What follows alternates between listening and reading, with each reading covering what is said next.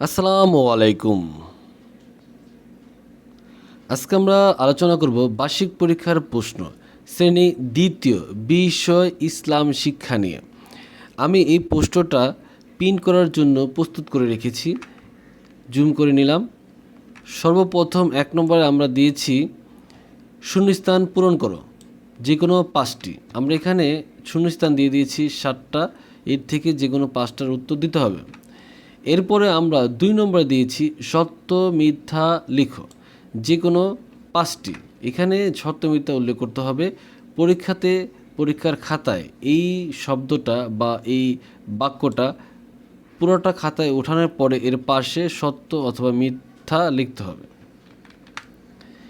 এরপরে আমরা 3 নম্বরে দিয়েছি সংক্ষিপ্ত প্রশ্নের উত্তর দাও, যে কোনো 4টি। আমরা এখানে প্রশ্ন দিয়েছি 5টা, যে কোনো 4টার উত্তর দিতে হবে।